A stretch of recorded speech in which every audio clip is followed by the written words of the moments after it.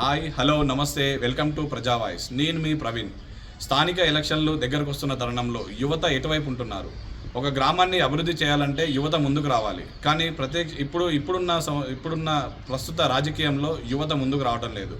ఎన్నో ఏళ్లుగా పాలిస్తున్నప్పటికీ రాజకీయంగా యువత ముందుకు రాకపోవడంతో గ్రామాల అభివృద్ధి అలాగే ఉంది. 79 ఏళ్ల స్వతంత్ర రాజకీయంలో కూడా గ్రామాల అభివృద్ధి చెందలేదంటే మనం ఏ దశలో ఉన్నాం?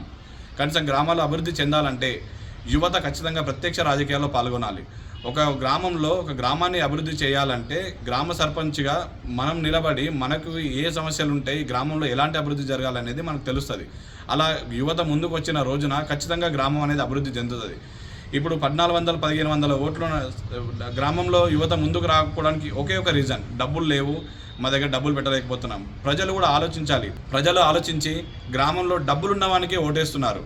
డబ్బులు తీసుకోకుండా మీరు ఓటు హక్కు అనేది వినియోగించుకొని అభివృద్ధిని అడిగే హక్కు ఉంటుంది. ఏ రోజైతే డబ్బు మందు మార్బాటాలకు అమ్ముడు పోతామో ఆ రోజున అడిగే హక్కును కోల్పోతాం. మా గ్రామంలో ప్రజలు ఏం చేస్తున్నారు?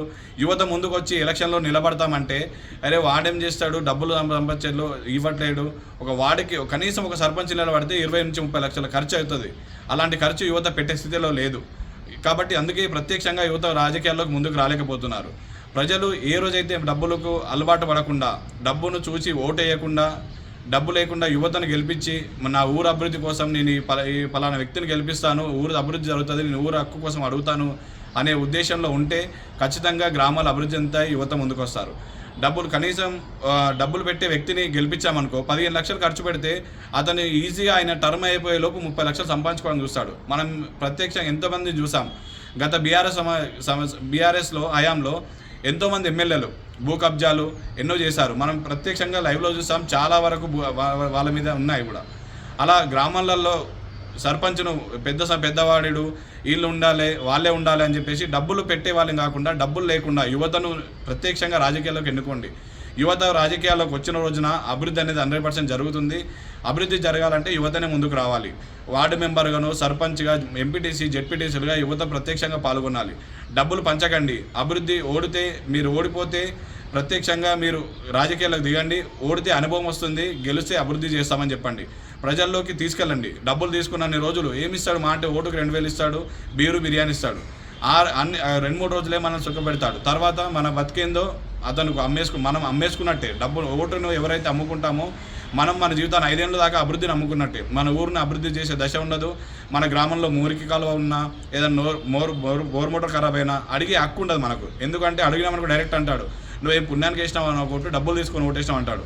అలా కాకుండా డబ్బులు తీసుకోకుండా ప్రజలు కూడా ఆలోచించాలి. డబ్బులు తీసుకోకుండా ఓటేయండి. డబ్బులు తీసుకొని ఓటేస్తే అడిగే తత్వాన్ని కోల్పోతారు. యువతను ముందుకు తీసుకురండి. యువత ముందుకు రావాలనే ఆలోచనలో ఉన్నారు. డబ్బులైతే ఖర్చు పెట్టేవాడిని గెలిపిస్తామనే తత్వంతో ప్రజలు ఉన్న రోజులు ఊర్లు బాగుపడాయి.